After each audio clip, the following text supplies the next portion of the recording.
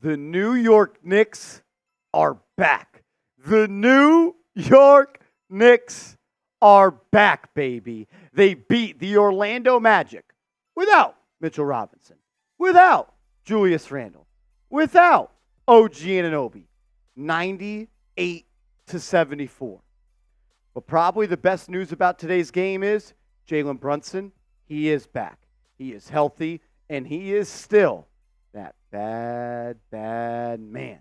Best point guard in the East, and I think that we should all agree or understand that he might just be the most valuable player in the NBA. We'll talk about that around the corner. We've got a major injury update to get into, and it is once again a positive injury update. Ian Begley, the best Knicks beat reporter, says this. Tom Thibodeau says OG Anunoby had the elbow surgery, did quite a lot on Thursday in practice.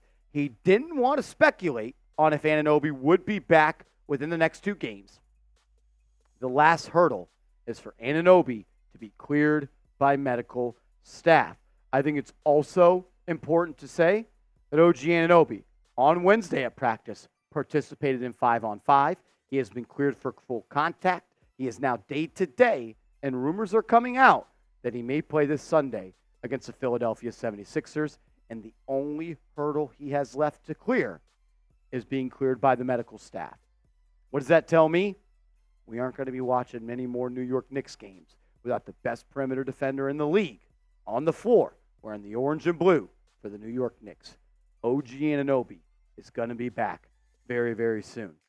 And that's a scary sight because you just held the Orlando Magic. 74? 74 points. You just held the Orlando Magic to 74 points with no Mitch and no OG. I cannot wait to see what this team can do fully healthy. Let's talk about the win over the Magic. I love to do this thing where I like to hand out game balls at the end of the game. But so often I struggle with handing out a singular game ball.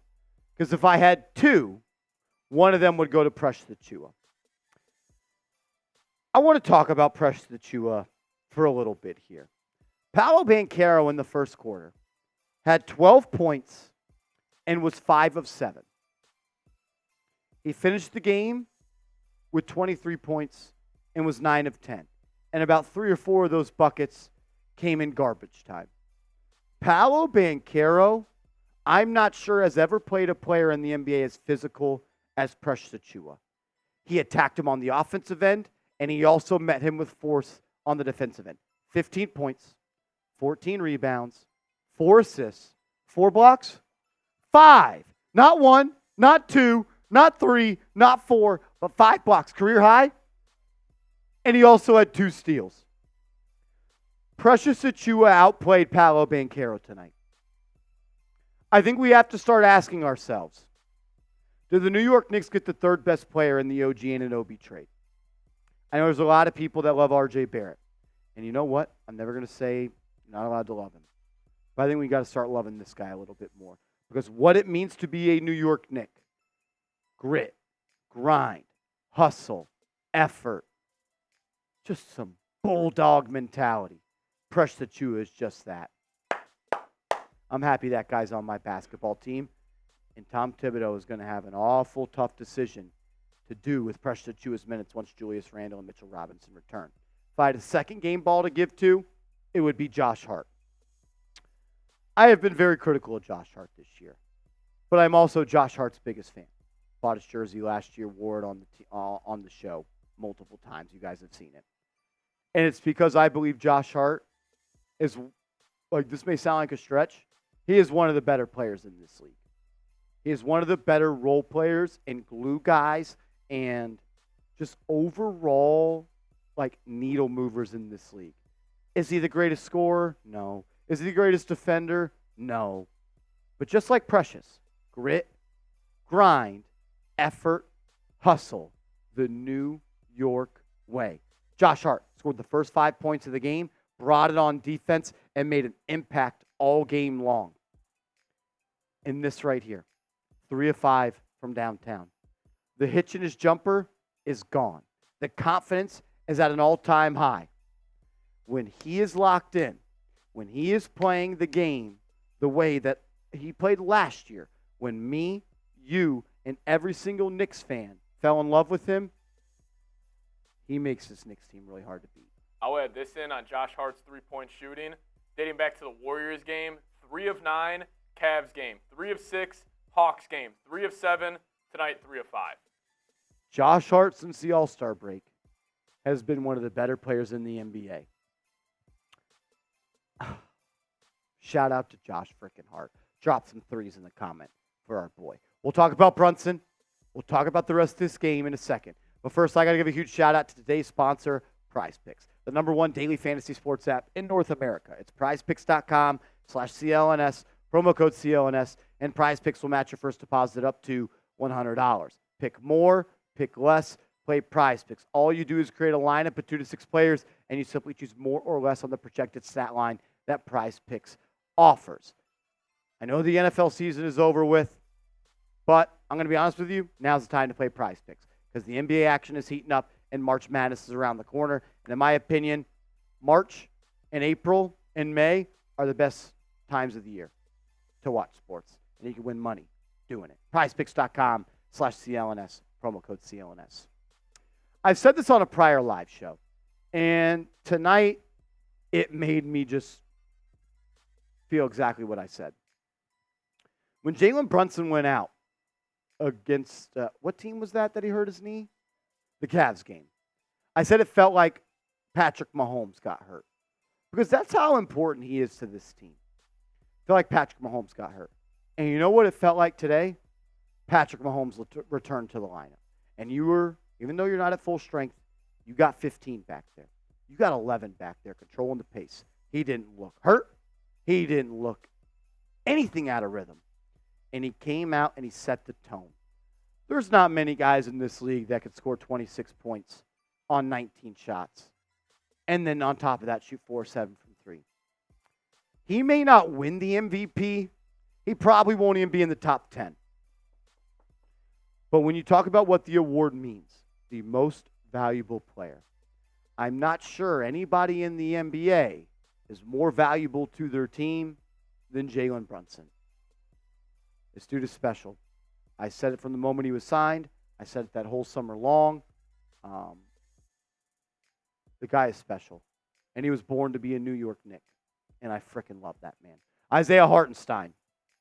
Another player that I have been critical of because I feel like him playing through the injury, albeit warrior mentality, appreciate it, grit, grind, he empties the tank. He does everything you want. But the injury had slowed him down. The injury had made him less productive. I know stats aren't sexy. 5, 6, 2 assists, 2 for 3 from the field. Had a couple of blocks, had a couple of steals. I think there was a stat in the first quarter through the first 5 minutes that every defensive possession for the Knicks outside of a Paolo Banchero layup involved a deflected pass. He brought the energy tonight. He set the tone tonight. Josh Hart and Isaiah Hartenstein, they set the tone. There's a reason Franz Wagner went 6 of 20. There's a reason he struggled. And he did it without OG Anunoby. Isaiah Hartenstein, man, when you play good, when you're healthy, you're one of the best centers in this league, and I truly, truly believe that, and you are a difference maker. Thank you for your efforts tonight. You did a good job on Wendell. You did a good job on Franz Wagner. If I had another game ball, it'd go to Miles McBride, man. My biggest fear in the world was letting Miles McBride control this offense. I get flashbacks to Game 6 against the Miami Heat, where Jalen Brunson came out of the game and the Knicks were up double digits, something close to that. And Jalen Brunson came back into the game and they were losing. Miles McBride was not ready to play in the playoffs. But I think the word is amidst all the injuries, I think one positive has come out of it. This guy's got his confidence. This guy's found his groove. And the New York Knicks are now not a liability when he's on the floor. Major props to Deuce McBride. You can see the work he put in this summer, transferring to every single game. And for a guy that was drafted in the second round, never expected to be anything, I got a soft spot for people that work their way up to the top. Deuce, thank you. Dante DiVincenzo didn't have a good game, but he was that connector piece. 4 rebounds, 6 assists, had a steal. Needed to be a little more efficient. No doubt about it. Got to be more efficient. In the playoffs, the Knicks are going to need Dante DiVincenzo to hit shots. I don't have any fear, any lack of confidence in Dante DiVincenzo. I just feel like with the extra offense and scoring needed from him when Randall and Brunson and OG were out, he was that for a little bit, but then I felt like some bad habits developed. He is too good of a basketball player for 10 of his 13 shots to be threes. This guy can put it on the deck. This guy can put pressure on the nose of the rim. This guy can pull up from 15 feet. I want to see him continue to show off every angle of his game instead of being a bad three-point shooter in terms of shot quality. Get back to being that guy. I know it's just a slump, but reel it in. Realize that the Knicks need you to be an efficient, effective player. Because games are going to be swung by Dante DiVincenzo in the playoffs. He has a big game. He knocks in 7 threes. You're probably going to freaking win. I don't want to be negative because the Knicks won by 24 against Orlando, down 3 of their top 4 players. But I'm not sure how Alec Burks can remain in this rotation. And I'm not sure how Shake Milton can watch Alec Burks play on this team while he has to warm the bench. Not saying Shake Milton's the best player in the world. Not saying Shake Milton moves the needle. But I think he can give you a little more than Alec Burks has. Burks hasn't found his groove. Boyan has had some good games, had some not so good games. And is what it is on that part.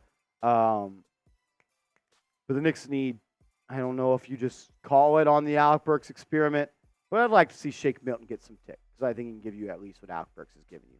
Make sure you do hit that thumbs up icon.